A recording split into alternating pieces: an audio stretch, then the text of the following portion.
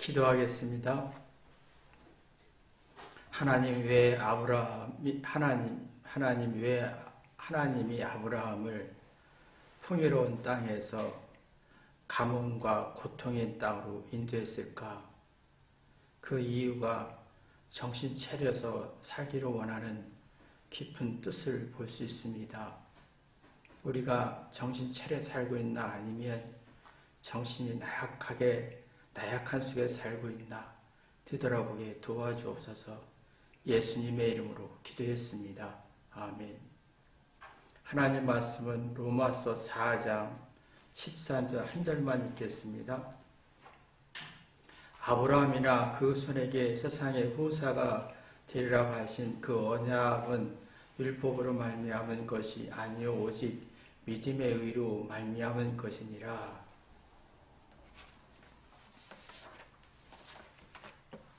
사도 바울이요,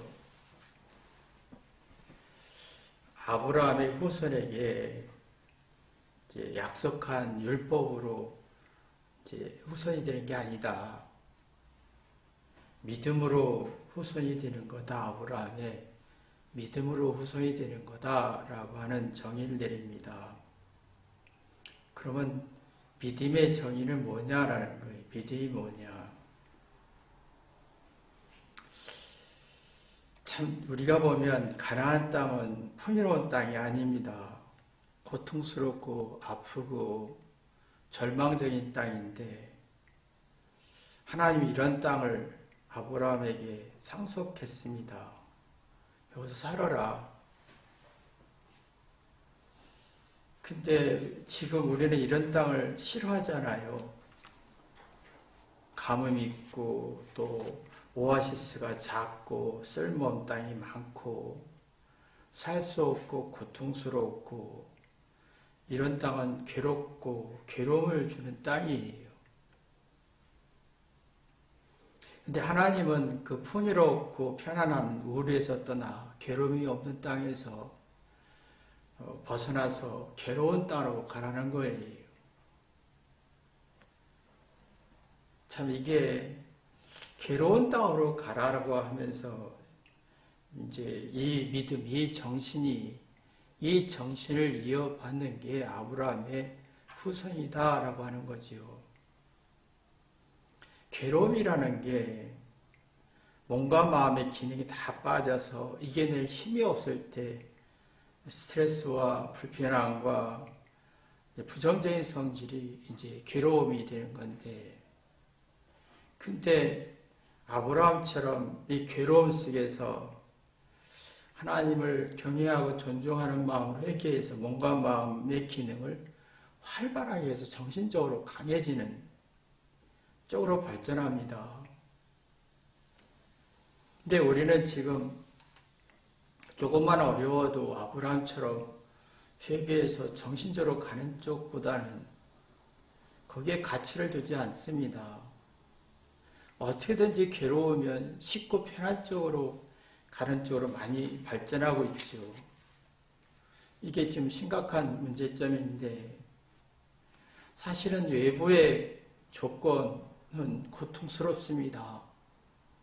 아마 하나님이 아브라함에 준 가나안 땅처럼 우리에게도 삶 자체는 가나안 땅과 같은 고통과 아픔과 어려움을 굉장히 많잖아요. 이걸 이겨낼 수 있느냐? 이걸 이겨내지 못해서 부정적이고 스트레스 속에서 괴로움의 노예, 죄의 노예가 될 것이냐? 이걸 이겨내서 새로운 피조물이 되어서 정신적으로 강해져서 낙심과 절망을 이겨내는 힘을 가질 것이냐? 이게 참 중요한 중심점인데요. 몸은 외부의 추위와 더위와 바이러스를 이겨내는 면역체계를 우리에게 주었습니다.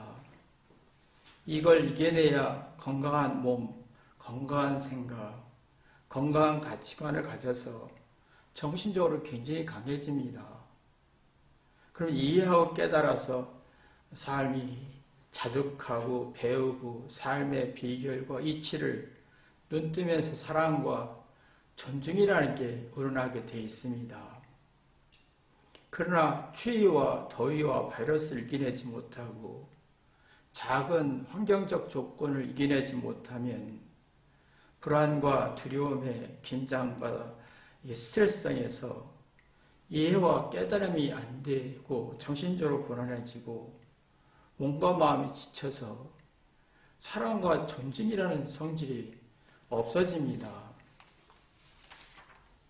아이가 자라면서 끝없는 추위와 더위와 배고픔과 병과 잔병에 싸워야 합니다. 그래서 아이들이 너무 힘들어서 울고 징징거리지요.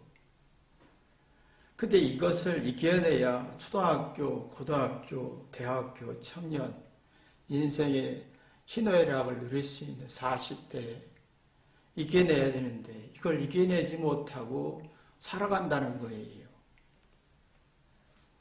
그럼 이겨내야 외적인 것을 이겨내야 속사람이 새로워지고 사랑과 존중이라는 게 나오고 또 회개라는 게 나옵니다.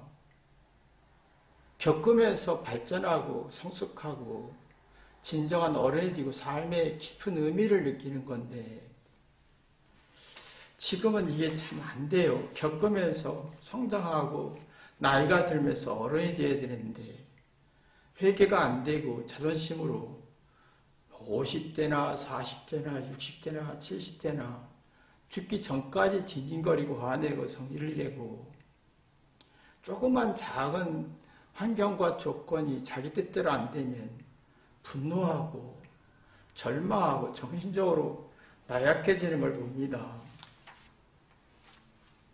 그러니까 이게 우리가 어려움을 이겨낼 수 있느냐, 하나님은 어려움을 이겨내서 어떻게 하면 어려움을 이겨 정신적으로 강해질 수 있느냐, 그게 이제 하나님의 아브라함의 후손이고 그 다음에 가나안 땅의 정신을 이어받았고 그게 믿음이다.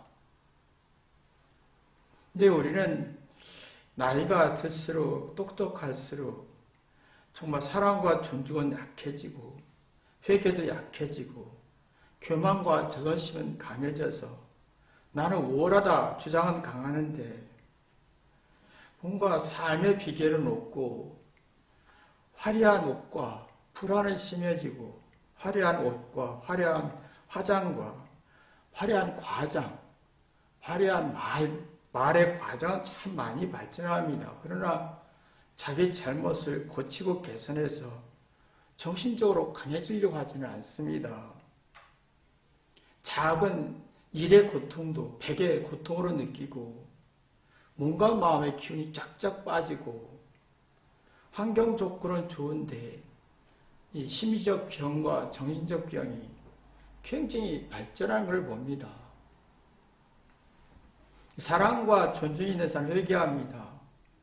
낙심과 절망을 속에서 깨달아 정신 차립니다. 시편 23편처럼 4절에는 사망의 골짜기를 이기려면서 진정으로 여호와는 나의 목자시니 라는 존중과 사랑이 나옵니다. 근데 이런 것들이 나와야 되고 이게 사랑과 속에 회개가 돼야 되는데 그러면 인생에 살맛이 나고 깊은 고상한 영적인 세계를 경험하게 되고 내적인 힘으로 외적인 고통과 아픔을 이겨낼 수 있는 힘이 이제 하나님의 백성이고 이 하나님의 백성을 키우려고 사도 하나님은 아브라함에게 그 풍요로운 땅에서 벗어나 가뭄과 고통의 땅에서 시험했던 겁니다. 지금은 사랑과 어떤 사랑이 없는 시대입니다. 회개도 없고 그러다 보니까 마음에 지치고 힘들어서 지금 외적인 고통은 일도 이겨내지 않고 조그만 불편해도 짜증내고 화내고 성질내면서 안락하고 편하고 쉬운 사랑, 쉬운 행복을 추구합니다. 그러나 외적인 작은 고통도 받아들일 일이 없어 긍정적인 대접을 받고 싶고 근데 이게 몸과 마음의 기운이 빠져서 쉽게 부정적이고 불쾌하고 무시받은 기운이 굉장히 강해집니다. 그래서 정신을 못 차립니다. 똑똑하나 이성적인 능력은 없고 정신적으로 이겨낼 힘은 없습니다. 그래서 지금은 작은 고통과 아픔이 있어도 회개해서 정신 차릴 수 있는 능력이 거의 없다는 게 문제입니다. 정신은 뭐냐면 자신의 감정과 의지와 생각과 능력을 지배하는 능력입니다. 조종하고 응용하고 협력해서 선을 이루는 게 이제 정신인데, 어떤 환경이든지 상대가 내게 부정적으로 반응하든지 나를 무시하든지 정신이 강해지느냐는 부분에서는 정신이 다 무너진다는 거예요. 소 읽고 소를 읽기 전에 요양간을 고쳐야 되려면 정신이 강해져야 되는데, 내가 어렵고 절망적이고 상대가 나를 부정적으로 평가할지라도 자신을 회개해서 잘못의 원인을 찾게 되면 정신을 차려서 이 내가 감정과 의지와 생각과 능력을 응용하고 지배할 수 있는 힘이 나옵니다. 근데 이게 지금 이게 없어지는 거예요. 이게 없어지니까 화와 승전과 분노로 무시받은 느낌이 굉장히 강해지고 사랑이 없고 회개도 없고 마음의 기능은 죽고, 그래서 좋은 땅, 긍정적인 조건, 형통, 고통이 없고 걱정이 없고 고난이 없는 조건이 추구하게 되지요. 그럼 문제의식이 없고 회개도 없고 사리분별이 없어서 안락한 삶을 사나 정신적으로 불안해지는 겁니다. 근데 이게 안락한 삶은 얼마나 무서우냐면, 이 안락한 사람이 무너질까봐 하는 불안장의 원인입니다. 좋은 조건과 안락한 사람 삶을 추구할수록 불안장애가 더 심해진다는 거예요. 그 정신적으로 불안해서 상대가 나한테 100% 비율을 맞춰야 되는 거예요. 내가 원하는 거, 내 느낌, 내 슬픔, 내가 싫어하는 거 다 분석해서 비율을 맞춰야 되는 거예요. 상대가 내게 비율을 맞춰야 되는 거예요. 이게 사랑으로 생각하고 이게 행복으로 생각하고 대접받는 거로 생각하는데, 이게 정신적 불안을 주는 원동력이라는 걸 모르는 거예요. 내가 누구한테 내 비유, 상대가 나한테 비율을 맞추고 내가 원하는 거, 내가 생각하는 거, 내 힘을 착착착 맞춰주면 행복할 것 같으나 정신적 불안이 굉장히 심해져서 히스테리 현상이 강해진다는 겁니다. 자, 하나님이 아브라함에게 풍요로운 땅에서 벗어나 풍요롭지 못하는 이 가나안 땅을 준 이유가 정신 차릴 수 있겠느냐? 그래서 우리 부모들도 자녀에게 군대 갔다 오면 고통이잖아요. 외롭고 쓸쓸하고 배고프고 이런 속에서 정신 차릴 수 있을까라고 하는 거잖아요. 실수했을 때 그가 그 실수의 고통을 느끼면서 잘못을 되돌아보고 정신 차릴 수 있을까? 관망하잖아요. 부모는 이런 과정을 보면서 얘가 성장할 수 있을까? 잘 살 수 있을까? 어려움을 이겨낼 수 있을까라고 하는 고민을 하잖아요. 하나님도 그 고민을 하신 거죠. 풍요로운 땅에서 벗어나 가나안 땅, 가뭄이 있고 고통스러운 땅에서 정신을 차릴 수 있을까? 근데 우리는 이게 이런 하나님의 깊은 뜻을 헤아리지 못합니다. 심각한 건 부모님들이 아이들이 고통받았을 때, 실수했을 때, 외로울 때 스스로 회개해서 정신 차릴 쪽으로 가느냐? 하기 전에 부모가 다 해결해 준다는 거죠. 그럼 평생 정신을 못 차리는 겁니다. 이게 사랑이 아니라는 거예요. 자, 사도 바울은 어떻게 이걸 정신 차렸을까? 이겠습니다. 상황이 어렵잖아요. 환경이 어려워요. 상대는 나를 무시합니다. 긍정적인 대접을 해주지 않습니다. 알아주지도 않습니다. 그러나 여기서 정신이라는 게 나와야 돼요. 내 반응을 보죠. 내 생각의 반응, 태도의 반응, 감정의 반응, 의지의 반응, 생각의 반응을 봅니다. 그러면 내가 내 자신의 반응을 봐요. 근데 정신을 차리지 못한 사람, 내 자신의 반응을 안 봐요. 그냥 화낼 뿐이 섭섭하다 그럴 수 있는데 짜증내고 승질을 낼 뿐이지. 그러나 아브라함은 그런 실망과 절망 속에 자기 반응을 봤어요. 보니까 이게 객관적으로 이해가 되고 사리 변별되니까 스스로 정신을 차릴 수가 있었던 거지요. 근데 여러분이 보시면 대부분 어떤 사건이 생기면 내 반응을 보지 않습니다. 상대가 나에게 기분 나쁘게 했다라는 반응만 생각할 뿐이지 내가 그걸 받아들여서 어떻게 반응하는지 이 불쾌한 감정만 화낼 뿐이지 그것 통해서 정신 차리지는 않는 게 문제지요. 아브라함은 깨달았습니다. 이 고통스러운 땅에서 자기 반응을 보니까 내가 너무 악한 거예요. 자기 문제점을 찾기 시작했고 정신을 차려보니 깨달은 게 소 잃기 전에 외양간을 고치려야겠다는 의식과 같은 이런 속에서 내가 어떻게 대응해야 할지 어떻게 이해하고 생각해야 할지를 정신 차리게 된 겁니다. 근데 이 깨닫지 못하는 사람은 정신을 못 차리는 사람은 자기 반응에 대한 여러 가지 불쾌하고 기분 나쁜 것을 통해서 상대한테 공격만 하지 그것을 회개하지 않고 정신을 차릴 수가 없다는 겁니다. 원망만 할 뿐이. 그러니까 이게 우리 마음속에 하나님의 깊은 뜻이 있는 걸 봅니다. 그래서 사도 아브라함이 이런 속에서 자기의 반응을 보면서 낙심과 절망 속에 뭔가 깨닫기 시작하는 겁니다. 그러다 보니까 이 고난과 가뭄과 고통을 이겨낼 수 있는 용기와 자신감이 생기면서 정신적으로 강해지는 그래서 이제 아브라함이 조카 롯에게 네가 구하면 나는 좋아하겠다는 이 자신감이 생긴 겁니다. 근데 우리는 지금 이게 잘 안 되잖아요.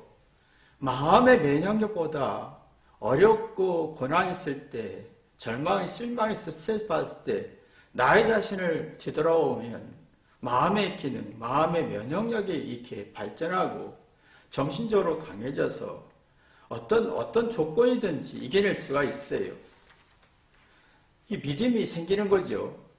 근데 그게 안 되는 사람은 어떤 사건이 생겼을 때 내 반응이 부정적인 반응으로 상대를 공격하는 사람은 정신적으로 나약해집니다. 그러면 자존심이 강해지는데 자존심은 특징이 그거잖아요. 자기 잘한 건 얘기하고 잘못은 인지 못하는 게 자존심이잖아요. 그러면 문제는 뭐냐면 자기 감정과 의지와 생각의 반응을 객관적으로 볼 능력이 없어요. 그걸 보고 마음을 쓸 능력이 없다라고 하는 겁니다. 마음에 쓸 능력이 없다. 마음을 쓸 능력이 없다. 다시 말하면 어떤 사건이 생겼을 때 내 감정과 의지와 생각의 반응을 보면 마음을 쓴다. 정신 차려진다라는 거고 어떤 사건에 내가 화났다 슬프다 이 부정적인 반응에 상대를 공격하게 되면 정신도 불안해질 뿐만 아니라 마음을 쓸 능력이 없어지는 거예요. 그러면 내가 어떤 새로운 걸 받아들일 능력이 없어요. 미움만 있을 뿐이죠. 이게 미움만 있을 뿐이에요. 지금은 다들 편하고 좋은 조건만 원하는 거예요. 상대가 나한테 좋은 면을 주고 나를 이해하고 내가 원하는 걸 다 응답해주고 내 기분을 맞춰주고 근데 문제는 속사람이 불안해지는 거예요. 정신적 불안해지는 거 마음을 쓸 능력이 없어요. 그러면 사람이 정이 뚝뚝 떨어지고 뭔가 신뢰성이 떨어지고 경계하고 긴장하게 되지요. 이 속은 이런 사람은 새로운 걸 받아들일 능력이 없어집니다. 이게 있습니다. 우리가 보면 새로움이라는 게 처음 겪는 일이잖아요. 처음 겪는 일이란 말은 내가 나이가 들고 세월이 흘러서 지가 무너지면서 어제 경험했던 게 오늘 새롭게 느껴집니다. 어제 지나간 건 다 지나간 거예요. 그러나 내가 늙으면서 어제 건강이 100이었어요. 오늘은 건강이 95예요. 그럼 어제 경험이 오늘 또 새롭게 느껴지는 거예요. 인생은 다 처음 겪는 일이에요. 또 마음을 쓰고 정신을 차리는 사람은 새로운 걸 받아들일 수 있어요. 새로운 의미를 부여할 수 있고 새롭게 깨달을 수 있고 새롭게 응용할 수 있고 협력해서 정신 차릴 수가 있어요. 그러나 새로운 걸 받아들이지 못하는 사람은 과거의 기준에서 초등학교, 중학교, 고등학교, 대학교 때 기준에 의해서 잘했다 칭찬의 기준에 머물러 있습니다. 그 기준에서 내가 맞지 않으면 다 부정하고 마음을 쓸 능력이 없고 정신적으로 불안해지고 잘했다 칭찬해주는 거 원하는 거예요. 나는 잘했다 칭찬받아서 힘을 얻는 사람은요 바보 같아요. 새로운 것을 얻을 능력이 없으니까. 그래서 지금은 사람들이 칭찬 릴레이를 하잖아요. 왜요? 정신적으로 나약하니까 새로운 걸 받아들일 힘이 없으니까 마음을 쓸 능력이 없어요. 그러면 심리적 고통과 마음의 면역력도 없고 마음의 건강도 없고 그러면 외적인 오아시스를 찾는 거예요. 내가 필요한 거 그냥 오아시스는 여러분 노력하지 않고 물이 나오는 곳이에요. 그냥 오아시스는 물이 절절절 나와요. 땅 밑에 솟아나요. 풀이 자라고 과일이 자라고 안락한 삶을 주는 거예요. 가만히 물만 대면 그냥 자라는 거예요. 아무 노력 없이 고생 없이 쉽게 편하게 살고 싶은 거예요. 근데 정신적으로 불안해져요. 마음을 쓸 능력이 없어요. 그러면 부모의 말이나 누구 말도 가치를 두지 않습니다. 고민하지 않습니다. 그냥 좋은 내게 칭찬하는 말은 기분 좋고 칭찬하지 않는 말은 기분 나빠. 아주 단순한 수로 가는 거예요.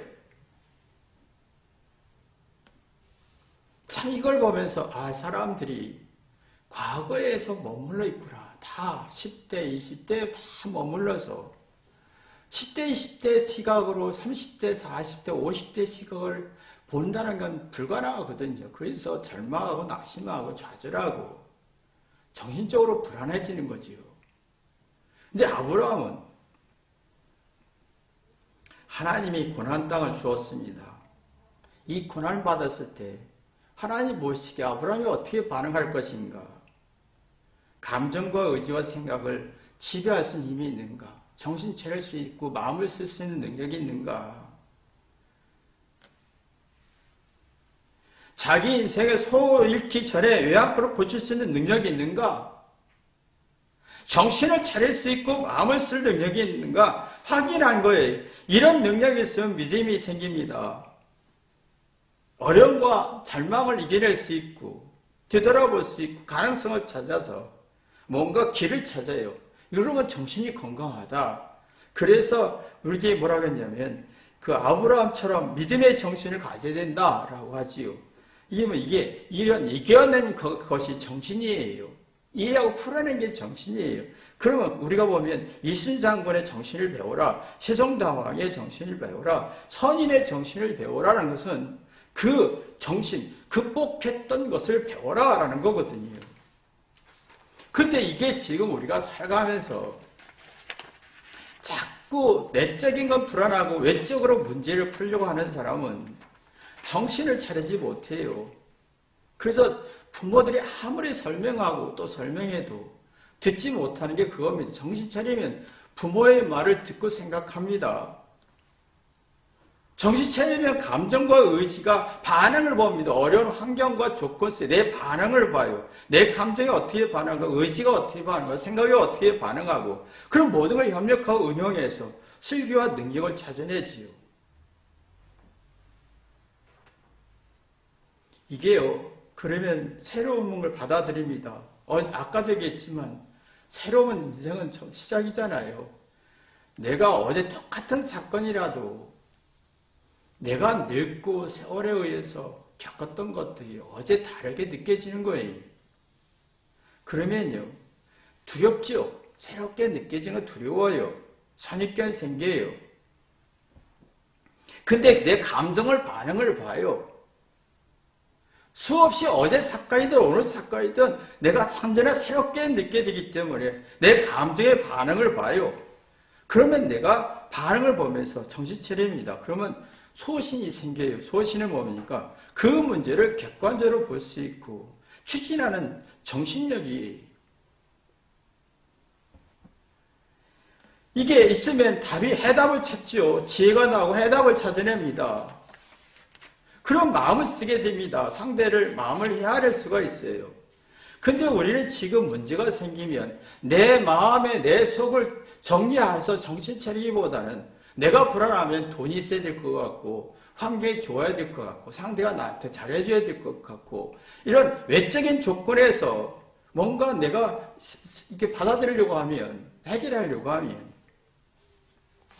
새로움을 못 받아들여집니다. 그래서 수줍어지고 부끄러움이 많아지죠. 다 처음 겪는 인생은 어제 경험했던 것이라도 오늘도 겪으면 새롭게 느껴지는 거예요. 다 새롭게 느껴질수록 한 해가 느낄수록 수줍음과 부끄러움과 죄의식이 굉장히 많아지고 불안이 많아지면서 추정은 강한데 소신이 약해집니다. 문제를 객관적으로 이해하고 사리 분별할 능력이 없습니다. 정신이 약해져요. 다 상처와 한만 남는 거예요. 그리고 누가 말해도 모욕감과 배신감과 막 그걸 느껴서 막 부정적으로 욕하고 싶고 막장 드라마 나오는 겁니다. 그 막장 드라마는 맞으면 강한 주관적인 주장과 자기 중심적인 느낌에 누구도 말해도 느낌을 받아들일 힘이 없습니다. 10년, 20년을 받아 설명해도 아브라함이 이래서 부모가 이래서 하나님이 이래서 아무리 말씀의 정신을 가르쳐도 듣지 못합니다. 그 낙심과 절망이 있을 때 이겨낼 힘이 없는 거죠. 지금 모든 문제가 생기면 회개해서 내 마음의 반응과 어떤 마음을 쓰는 거나 정신 차려서 문제를 해결하기보다는 어떤 문제가 생기면 내 안에서 문제를 찾지 않고 환경이 좋으면 돈이 있어야 될 것 같고 누가 잘해줘야 될 것 같고 그런 어떤 조건적인 조건을 추구하게. 그래서 애들이 지금 다 내가 돈을 성공해서 돈을 벌으면 이 초점에 맞춰 정신적으로 굉장히 불안해지는 겁니다. 참, 그래서 마음을 쓸 능력이 없어요.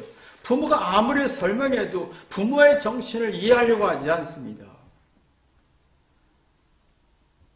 자존감은 약해지고 자존심이 세지면서 주장은 강한데 주장은 강한데 사리 분별이 약해지고 시시비는 잘 따집니다. 지금 말 잘합니다. 시시비 잘 따지고 그러나 정신적으로 약해져요. 상대를 이해하기보다 이해를 요구하고 쉽게 실망하고 상처받고 낙심이 깊어지면서 어떻게 설명해도 상처만 있는 거예요. 어떤 말을 하고 달래고 설명해도 상처만 있는 거예요. 그러니까 이게 참 심각한 게 사람들이요 듣고 회개해서 이걸 이겨낼 힘이 없어요. 듣고 내 감정이나 생각의 반응을 보고 뒤돌아보는 능력이 없어요. 그래서 불신과 의심만 있다 보면 누구도 믿지 못하는 거예요.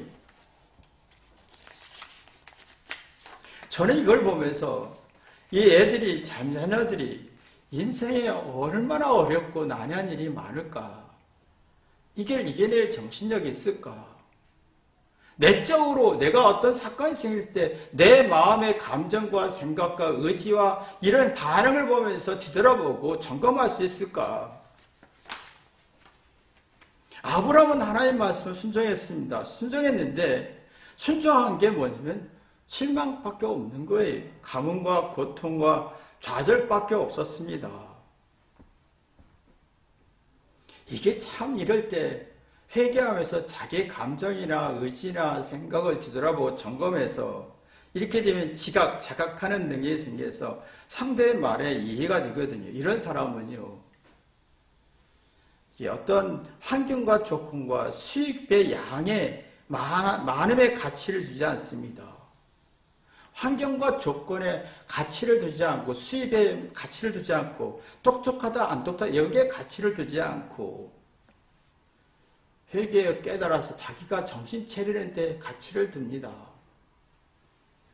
근데 이게 회개하지 않고 내적으로 불안하고 정신적으로 불안한 사람은 수입의 양의 가치를, 좋은 조건의 가치를 두고, 얼마나 예쁘냐, 얼마나 좋은 조건이, 얼마나 많은 돈이 있느냐, 얼마나 많은 내게 편하게 줄 거냐, 이 가치를, 근데 이 가치가 이기적으로 간다는 거예요. 그러면 이기적으로 하면 불안과 감동과 기쁨과 미안함과 고마움은 사라지는 겁니다. 내가 환경과 조건의 가치를 두지 않고 수입의 가치를 두지 않고 내 마음의 정신의 가치를 두면 감사와 보람과 감동과 기쁨과 고마움이 살아나지만 이게 없어지는 거예요. 어떤 환경이든 조건이든 수입이든 간에 양의 가치를 두지 않고 조건의 가치를 두지 않으면 성취감이 강해지고, 근데 여기에 가치를 두면 성취감이 약해집니다.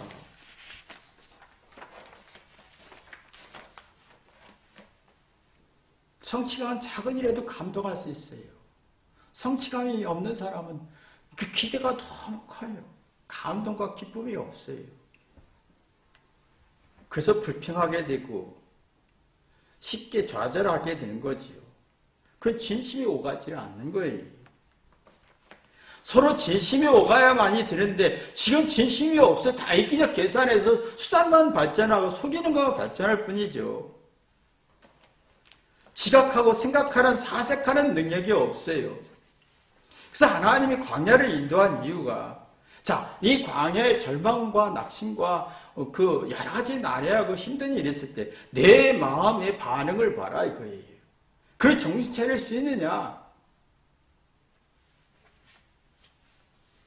근데 우리는 지금 이게 정신을 못 차리잖아요. 어려웠고 조금만 내 환경과 내 기분에 안 맞으면 내가 원하는 대로 안 되면 내가 내 기분을 상대가 알아서 맞춰주지 않으면 이게 기분 나빠요. 정신 못 차려요.